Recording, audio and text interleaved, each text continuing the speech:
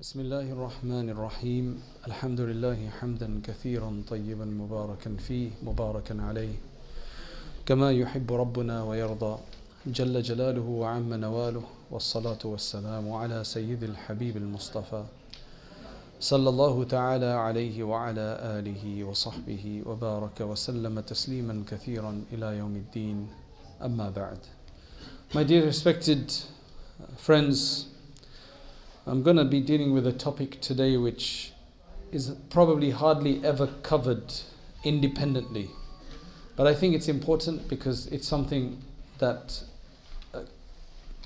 characterizes a human being, positively or negatively.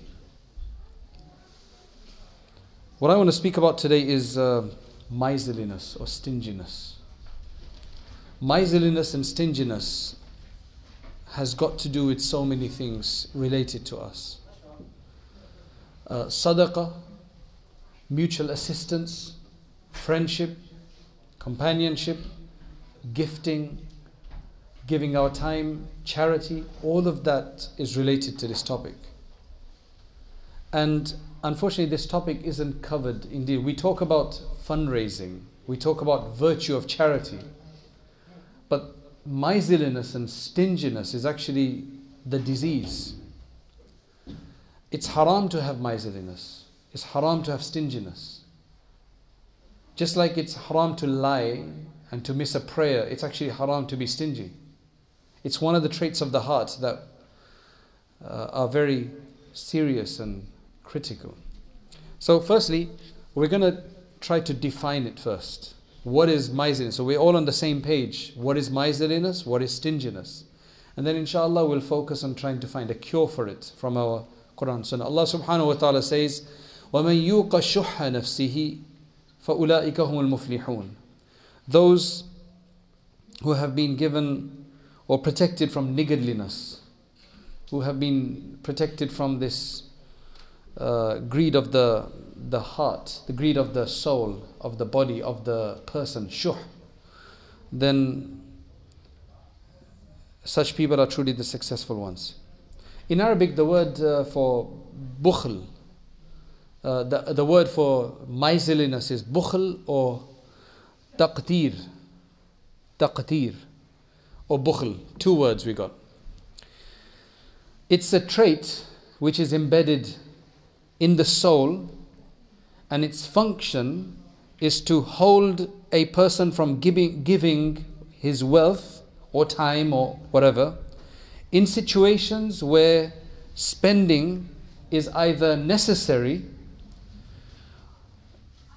either based on Sharia law it's necessary, or due to ethics of the society or chivalry or good social companionship. So let me define that again. This is what you call miserliness. Miserliness is that trait, a characteristic in the soul which stops a person from spending and which basically makes a person withhold their time, effort, wealth, and to spend it from spending it in where it's necessary to spend it.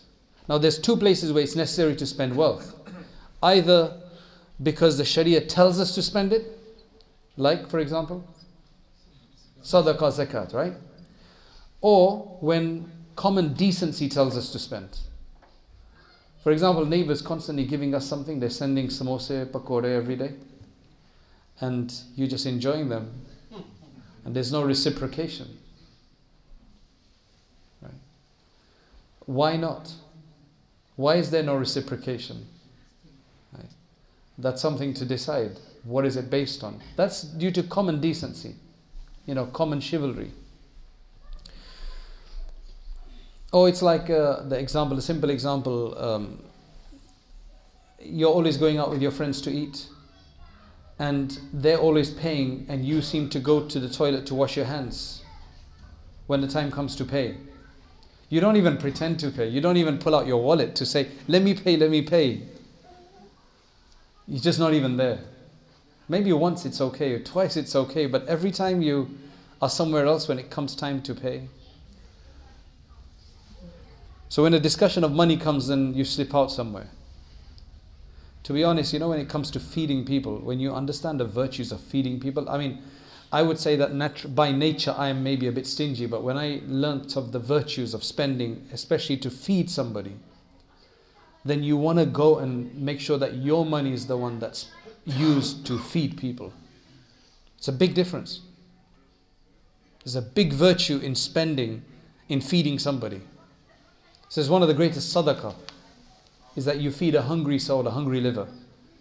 Okay, now to move on. The most severe type of miserliness. There's a severe type, and then of course there's lighter types, but the most severe type of miserliness is when a person holds back from spending even on themselves. It's not they don't have any money, they're just stocking up the money. They're watching the bank balance grow, but they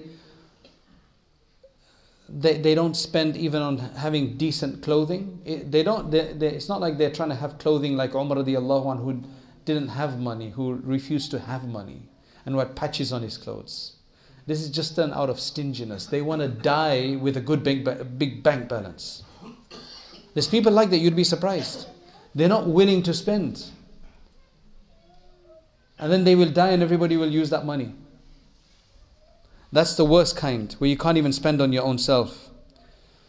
The person needs medicine, he is unwilling to get medicine, unwilling to get treatment because you have to pay for it. Now I know generally treatment in this country is free, but in many countries around the world you have to pay. He's not willing to go. And he's not talking about a light cold, he's not willing to go to a doctor's for. No, there's a serious problem, he's unwilling. That's the worst. This is termed shuh, like extreme greed of the heart, extreme miserliness. That's why Allah says that whoever is protected from the niggardliness of his soul, then he is the one who is truly successful. And Allah subhanahu wa ta'ala also says, let not those who prove stingy with what Allah grants them from His bounty reckon that such behavior is good for them. بَلْ هُوَ شَرٌّ لَهُمْ. Nay, rather it is bad for them. سَيُطَوَّقُونَ مَا بَخِلُوا بِهِ يَوْمَ الْقِيَامَةِ.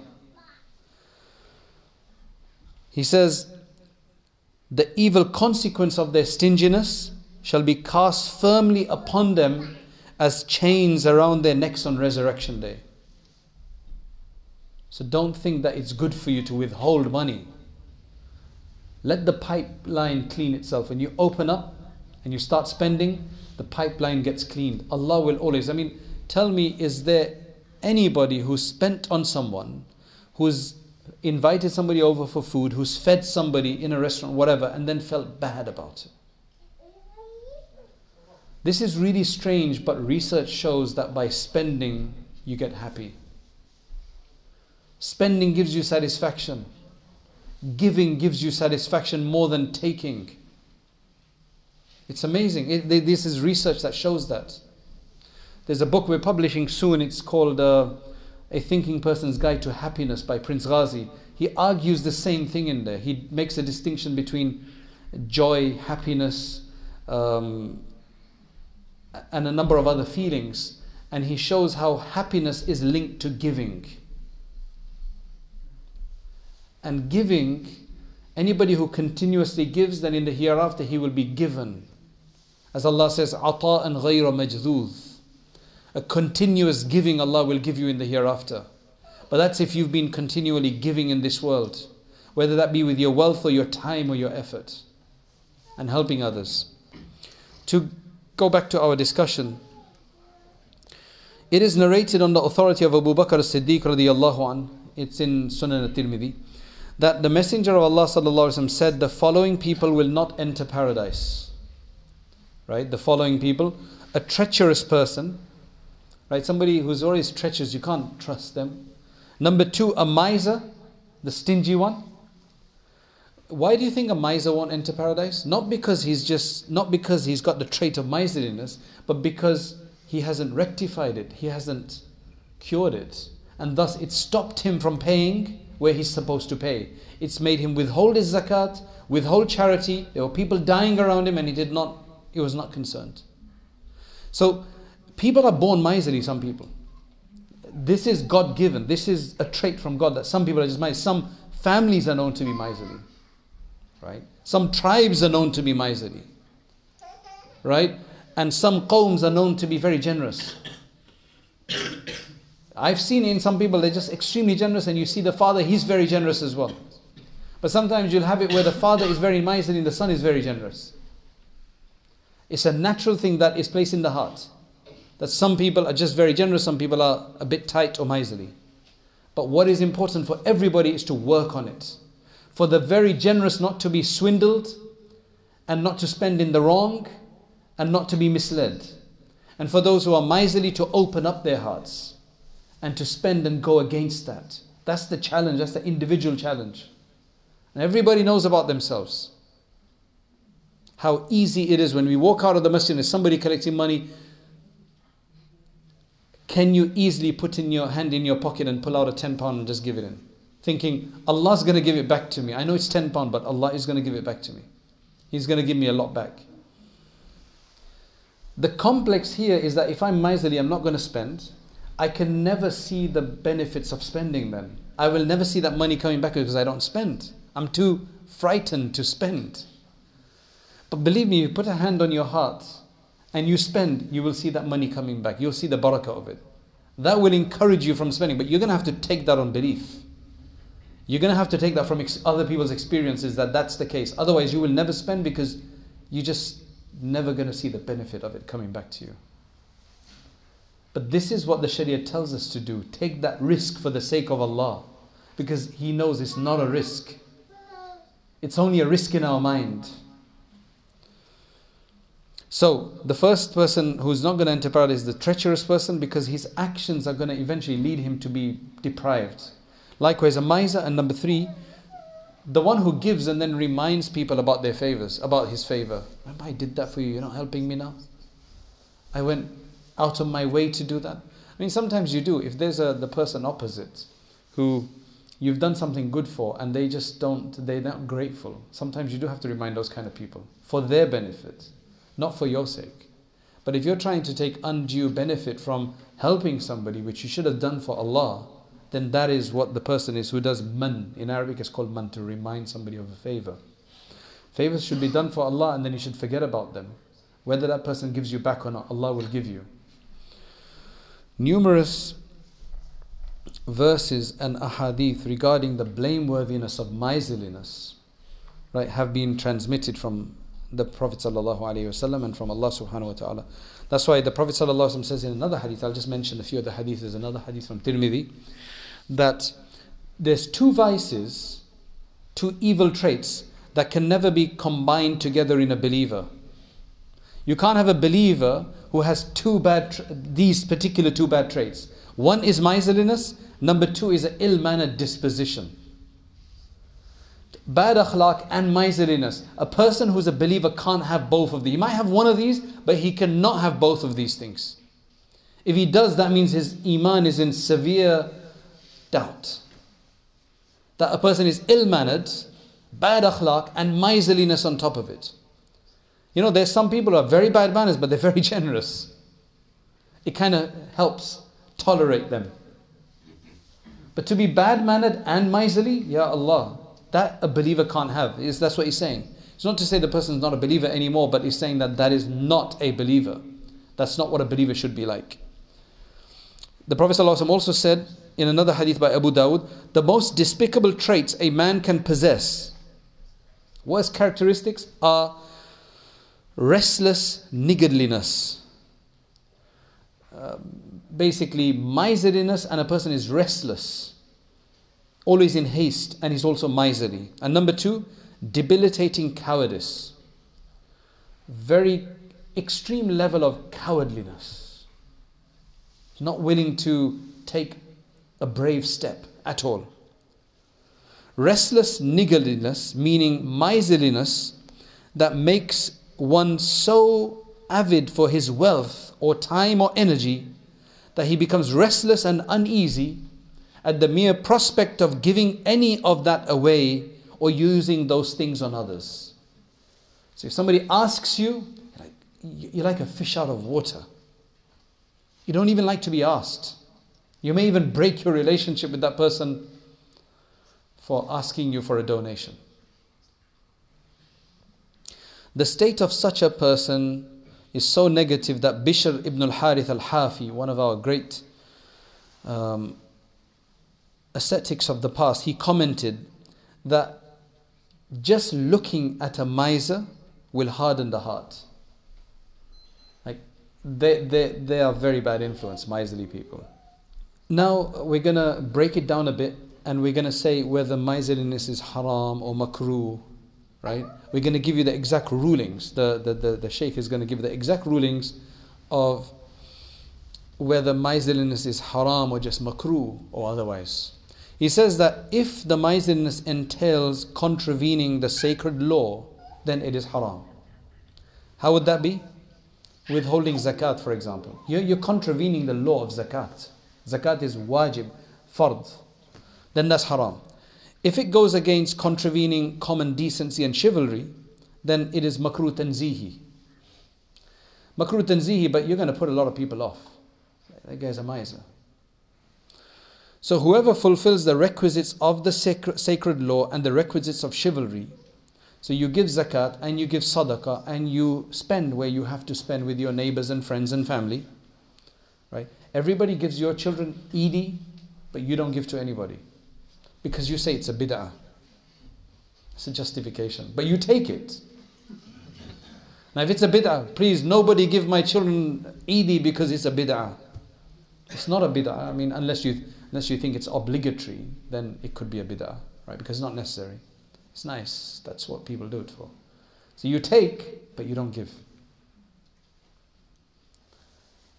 When it was your wedding, everybody gave you raised £5,000 because everybody gave you a wedding gift. When you go to weddings, you don't give anybody a gift because you think it's not necessary. But you took everybody else's. It's a really fine line between those. The point is, correct your intention when you do it. Right? Do something good for them. Tahaddaw tahabbu. Mutually give gifts to one another, and it will create mutual love. The wording that Allah's Messenger ﷺ uses, tahaddaw, which means mutually give gifts. So if I keep receiving gifts, then I should give back, because that's what the Prophet ﷺ is saying. He isn't saying that just give it. He's saying, if you take it, then give it as well. It has to be a mutual thing. That's how societies work. This is basically a building block of society. How we learn from one another and develop relationships. Anybody who fulfills the requisites of sacred law and the requisites of chivalry, meaning he spends where he's supposed to, suitable to their situation. I mean, how much you spend, it depends on the situation. Then that person has absolved themselves of miserliness. Requisites of the sacred law, he's going to go into detail now. Requisites of the sacred law include zakat, sadaqatul fitr, which are necessary. And then they also, there's also other parts where Sharia tells you to spend. Husband spending on a wife, parents spending on children. And if the parents are debilitated and the children who are working spending on their parents. Right? That's all part of generosity. A community organization spending on community efforts that are necessary. That's also part of this. There are masjids sitting on thousands, hundreds of thousands, massive portfolios and assets, and they can't spend. In fact, their idea is that we worked very hard to make this money. We must protect it. I tell them that it's haram for you to keep that money in your store, in your balance. That money is people's money to do the work of Allah with, not to store it, not to just buy extra properties and generate more income. You're not a business. You're a charity. You're not a bank. Banks are who are supposed to hold money for people, but they use your money and they make more money for themselves. This is what some masajid are doing. Some community organizers got a lot of money, but they're not willing to do. They just have they have good toilets and they have warm place, but that's it. They don't do anything more. They don't know how to do it, and because of that, they just hold on to the money.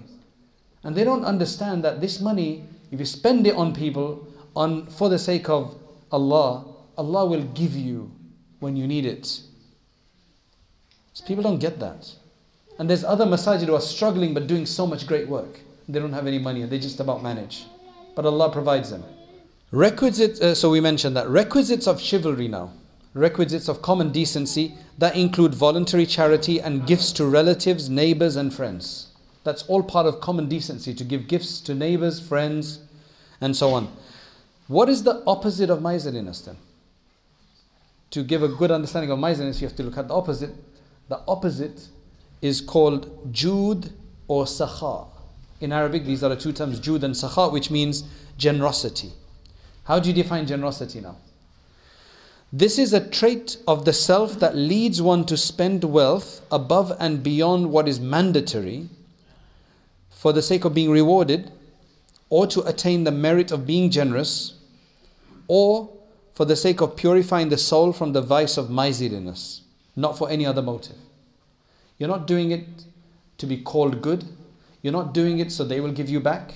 You're doing it for one of three things. This is what you call Jud. It's spending beyond what's necessary. If I have to give zakat and I spend that, I'm not being generous. I'm being generous if I give voluntary charity. Right?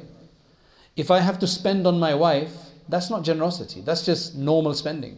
If I have to spend on my children and their school clothing and everything and their basic food of the house, that's not generosity. Generosity when I go above that. But what should be my intention? Spending above what is mandatory to get thawab, reward. Number one. Number two, for a person to receive the virtue of being virtuous. You know, it says all of the blessings and virtues that are mentioned in the Quran, Hadith about people who spend. You want to attain that. You're not focused on reward. You just want to be, I want to be one of those people. That's number two. And number three, you're doing it as a cure for your miserliness. So you force yourself to spend because you feel you're tired.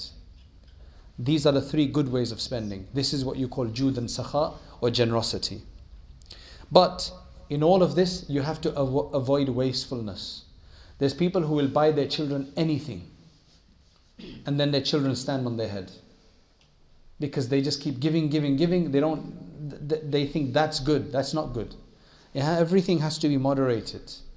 In Sharia, everything is moderated. The highest level of generosity then. We talked about the worst level of niggardliness. Now the highest level of generosity is to prefer others over oneself, which is mentioned in the Quran. يُؤْثِرُونَ عَلَىٰ أَنفُسِهِمْ وَلَوْ كَانَ بِهِمْ خَصَاصَةٌ. One is that I've got something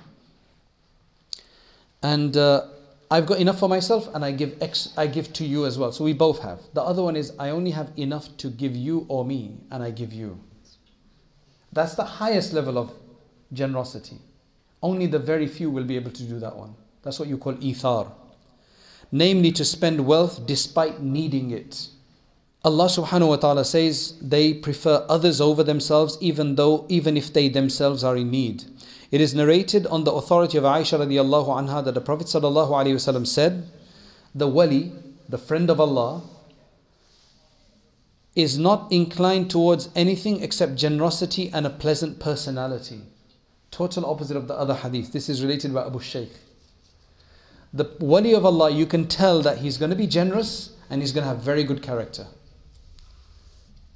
That's what you call a true believer and a friend of Allah. Allah loves people who give to others.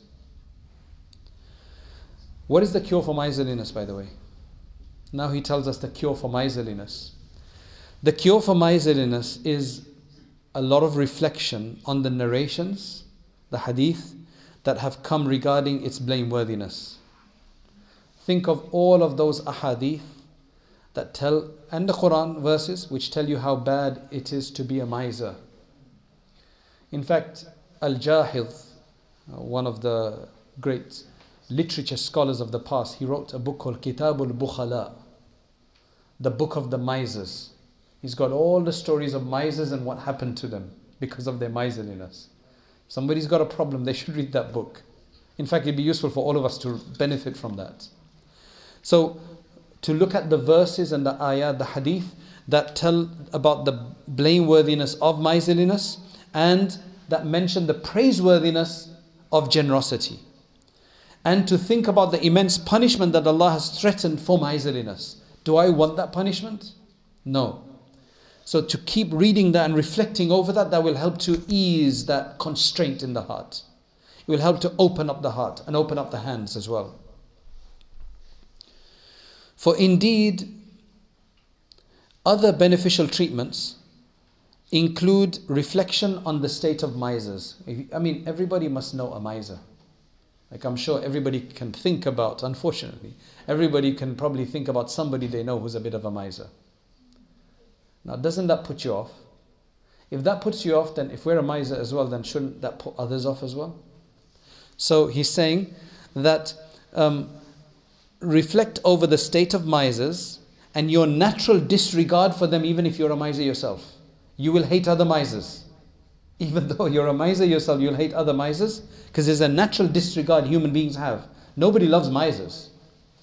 And their own distaste for miserliness. For indeed there is no miser except that he himself hates miserliness in others and finds companionship with some people to be burdensome. You don't want to go out with them. No, he doesn't spend. I have to always spend. And if you're a miser, you'll never go out with somebody like that, because it's going to be a competition of who doesn't spend. That is what you call, that is the cure for it. To focus and reflect over that and how bad it is. And then just a few more points. Preference for others, ithar, going back to that point. It applies to all the blessings and not solely wealth. Right? Shaqiq al-Balkhi once asked Imam Ja'far al-Sadiq about futuwa. This is, ithar is like futuwa in Arabic, right? Which is called spiritual chivalry. He said that, what do you think if a person has futuwa, spiritual chivalry, what should that entail? What should that do to a person? So Shaqiq said that if we are given blessings, we are grateful, and if blessings are held back, we prove patient. So if we've got blessings, if Allah gives us blessings, then we're thankful for it. And if we don't have blessings and we're a bit in a tough situation, we're patient. That is what futuwa, he tried to define futuwa as that. So Ja'far al-Sadiq rahimahullah, he said, that is how our dogs in Medina are. How can you call that futuwa? Because the dogs, if they get something, they'll be very grateful to their master. And if they don't get, they're just patient. That's how dogs are. That's a natural trait in dogs. He said, the dogs in Medina Munawwara are like that. So how can you say that's the definition here? And then he said, so Shaqiq asked, O grandson of Allah's Messenger, because remember Imam Ja'far al-Sadiq is the grandson of Ali radiallahu anhu, right? He's in his progeny. Says, O grandson of Allah's Messenger sallallahu alaihi wasallam, what then is spiritual chivalry according to you? How do you define it? So he replied that if we are given blessings, we're not only grateful, but we prefer others over us. We prefer others over us. And if blessings are held back, then we're still grateful. We don't just tolerate, but we're still grateful for the other times we have it. That's a higher level. May Allah give us this. Bishr ibn al-Harith al-Hafi was once seen on a freezing day shivering and without his winter coat or whatever they used to wear in those days. He was asked, "Oh Abu Nasr, people search for warm clothes on such a day. You take yours off? Like, why aren't you wearing a coat on this day?" He replied, I thought of the indigent, I thought of the poor people and what they are going through. And I did not have enough wealth to provide warm clothing to them. I don't have enough money to give them. So I wanted to be with them in solidarity as they experience a bitter winter. I want to experience the same, so at least they feel like somebody else is experiencing the same thing with them. And this is Rasulullah sallallahu alaihi wasallam. Millions were coming through his hands.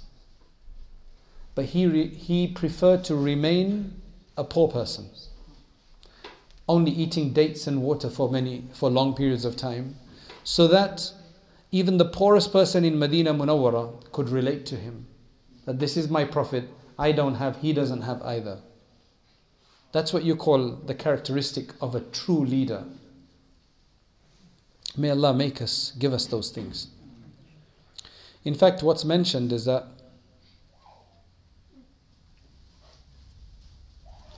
when you give to others, you're going to get the barakah back. Allah is going to repay you. Allah is going to repay you. When you give to others, especially if you need yourself and you give to others, Allah is going to give you manyfold in return. But again, it's just one of those complexes. If we could experience it, everybody would give. Oh, I'm going to get back anyway, let me give it. Right? That's how, these scam artists, this is how they do it. They say this is a wonderful investment opportunity, and you give a bit of money, £100 first, and within 2 weeks he gives you a return. So then you give him £500 because now you're going to get greedy. I've got a return, it's proven now. So for a few cycles, they give you returns. And then and this has happened, I can give you 3 examples in my mind right now of people who've done the same thing. And you just wait for about 6 months, and huge amount of investment will be made with this person now, because everybody's saying, man, he's giving me 10% return in 2 months. The average is 5% return is a good 10% in 2 months, not 5% a year. Yeah, let me put money in there as well. I'm going to put all my savings in there. And then the guy disappears. I know 3 cases like this. Right? But there you actually see it. That's why you pay, you put the money in. Allah tells us, and His word should be as good as anything, and He's never going to swindle us. مَنْ يُقْرِضُ اللَّهَ قَرْضًا حَسَنًا فَيُضَاعِفَهُ لَهُ أَضْعَافًا كَثِيرًا. And true prophetic generosity, how was the generosity of the Prophet ﷺ? It is not limited to money, but extends to one's time, energy, and even attention. This is called generosity of the soul. There's a lot of people out there who have no time, and they'll say, you know what, just take this money. Right? They don't have the time. If you listen to a lot of these guys that tell us, even non-Muslim efficiency trainers, that tell you how to get a most productive CEO of a company, Simon Sinek, right? Saying that what really matters is not that you send somebody a gift, but it's that you give them a call. It's not that you send somebody a text message or when Ramadan began, I got a ton of WhatsApp pictures. I ignored every single one of them. I didn't respond to a single one. Those are just broadcasters. I don't care about them.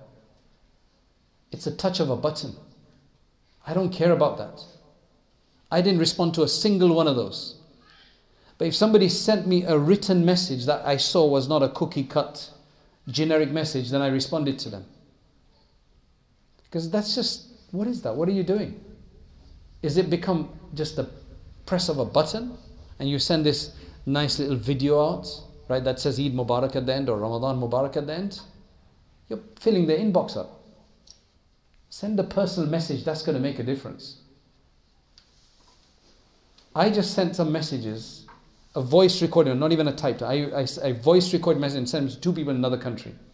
Because when I went to that country, they'd hosted me. And we haven't had any communication for 1.5 years. And I could see they had really, really appreciated it. For somebody to remember somebody and then not just write a few words or whatever, to actually go and record a voice message, make it as personal as possible. I think that's what makes the difference. So yes, if you send me forwards for Ramadan Mubarak, well, don't. Because I just think it's a waste of time. I don't see any, you may be genuine, Allah will reward you for that, but for me, I just think it's too easy, man. Right? Maybe that's just my problem, but something to think about. Abu Sa'id al-Kharraz, he notes that it is not in the nature of a believer to say no. That is when being requested for something. A believer would never say no. That's not generally how believers should be when they got so much trust in Allah and so on, right? And then Sheikh Mustafa al-Arusi, he explains that this pertains to the believer with perfected faith, since that is the way of Rasulullah sallallahu alaihi wasallam, to never say no. So Imam Zakaria al-Ansari, he says that the predominant nature of a believer is that they will never say no. And the reason is that when somebody asks for something, immediately their focus goes on Allah. That Allah gives me all of this. This is all given to me by Allah. Why can't I give? Whereas a person who's miserly and doesn't connect himself to Allah, then is, this is mine. How can I give you? We ask Allah subhanahu wa ta'ala to open up our hearts. This was not a fundraising talk. I don't think you got a fundraising project, but it would be a nice time to actually start collecting money, I think. Right? Because, I mean, that was our discussion. But I would just say that, look, if we've got because I'm telling you from experience, what helps is just to give a huge amount.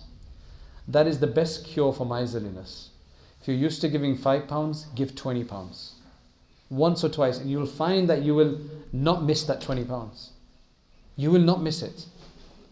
And just make it that every day there's mashallah, people come to collect money every day, I think nearly after every prayer. So at least make it a habit. Set some money aside, put it in your wallet or whatever, and every day, give the £10. It's only going to be, what, £10 a day is going to be £300 in the year, for your month. That's not much money. If you've got that kind of money, it's not. And everybody knows if they've got the money or not. Spending in Ramadan, if it's sadaqah, you're going to get the reward of a zakat. If you give zakat, you're going to get 70 times the reward. It's just a no-brainer, isn't it? And then the fact that Allah subhanahu wa ta'ala is going to give you back, and then psychologically, you're going to be satisfied because you've helped somebody. So we ask Allah subhanahu wa ta'ala to relieve our miserliness. Because the Prophet ﷺ, it says in the hadith in Shama'il, that the most generous that he was very generous, but even more generous in Ramadan. Because he used to meet with Jibreel alayhi salam, they used to read the Quran to each other. He used to be even, so when the Quran is being recited in Taraweeh and so on, then that should make us even more generous. Wa akhiru da'wana an alhamdulillahi rabbil alameen. اللهم أنت السلام ومنك السلام تبارك يا ذا الجلال والإكرام اللهم يا حي يا قيوم برحمتك نستغيث اللهم يا حنان يا منان لا إله إلا أنت سبحانك إنا كنا من الظالمين. Oh Allah, we ask you for your full mercy. Oh Allah, your mercy and forgiveness is showering down during this month of Ramadan. Oh Allah, we ask that you drench us in this. Oh Allah, that you do not deprive us of this. Oh Allah, we want a full share of your mercy and your forgiveness. Oh Allah, do not make us of those who can't see your blessings and who thus do not do anything. Oh Allah, grant us conviction and iman to such a degree that we're willing to do whatever it takes for you. Oh Allah, grant us love for your obedience and hatred for your disobedience. Oh Allah, open up our hearts to expend and to spend for whatever is good for your cause. Oh Allah, allow us to fulfill our rights both to the Sharia and to whoever is owed rights by us. Oh Allah, if we have anything outstanding, if we have any debts to pay, oh Allah, we ask that you help us to repay them. Oh Allah, protect us from debilitating debts and from anything that overcomes us in this nature. Oh Allah, we ask for you for ease in this world, but especially ease in the hereafter. Make us of those who are considered generous. Remove the characteristic of bukhl from our hearts, of miserliness from our hearts and from our families. O Allah, we ask that you grant us the ability to do as many good deeds as possible in all forms in which they exist. O Allah, bless all of us during this month of Ramadan. Make this Ramadan better than any Ramadan before it. And O Allah, grant us more closeness to you than we've ever been before. But O Allah, above all, keep us close to you and do not let us drop back to where we were before the month had started. O Allah, accept our deeds and send your abundant blessings on our Messenger Muhammad sallallahu alayhi wa sallam. Subhana rabbika rabbil izzati amma yasifun. Wa salamun ala al-mursaleen walhamdulillahi rabbil alameen.